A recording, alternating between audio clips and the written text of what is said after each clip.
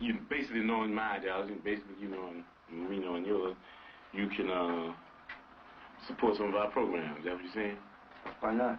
And you believe in programs like the Breakfast with Children program and free health clinics? Right on, brothers? We believe they're good things. Uh-huh. As a focal point to organize their mothers and fathers. Uh-huh. Peace. Mm-hmm. There's no educational program here?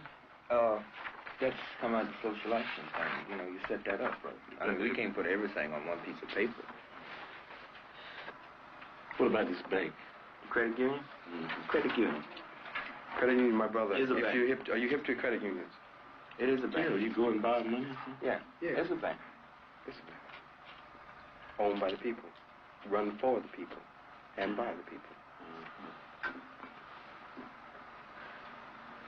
What will money be given out to people for? Well, the people would decide that. You want to buy, you know, whatever, you know, the people in the community decide. You need some living room furniture, maybe? You need a car, maybe? See, the thing is with me, you dig, I need to know some more about it. I wish you had some more literature about the educational thing here. Because, you dig, as far as we're concerned in the struggle, the way we look at struggle is that this depends on the educational thing, you dig. Because this depends on the education. Well, the whole thing. No, but in the end, this does. You can form this with no education. You can form this and this. No, not the way we're talking about forming it. You know, right. We're talking about forming it right. You know, it's not on the paper. We didn't write it on the paper. You form it right with no education. No. Let me give you an example.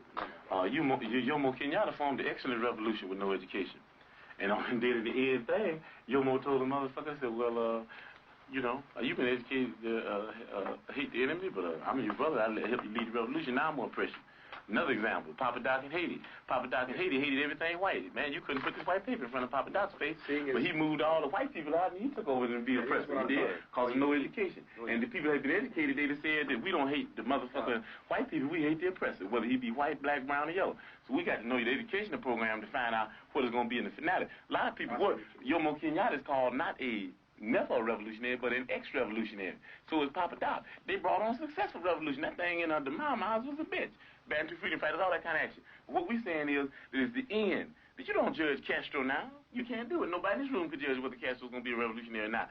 You know what I mean? We're talking about things, you know what I mean, with China, the People's Republic, and even at the stage they're in now, talking about even going on further into a communistic state. That's what we're talking about. Those are revolutionary. So we got to understand here the educational program that you have to be able to figure out whether it will go on the right lines where the people will end up in a situation where they can be able to really control themselves. You understand what I'm saying? With no education, the people take this local foundation and start stealing money because they won't be really educated to why it's a people's thing anyway. You understand what I'm saying? With no education, you have neo-colonialism instead of colonialism, like you got in Africa now, like you got in Haiti. So what we're talking about is there has to be an educational program. That's very important. As a matter of fact, it's so important for us that a person has to go through 6 weeks of our political education before he can consider himself a member of the party, able to even run down ideology for the party. Why? Because if they don't have an education, then they're nowhere. You dig what I'm saying? They're nowhere because they don't even know why they're doing what they're doing. You might get people caught up in the emotionalist movement. You understand me? You might get them caught up in because they're poor and they want something. And then if they're not educated, they want more. And before you know it, they'll be capitalists. And before you know it, we have Negro imperialists.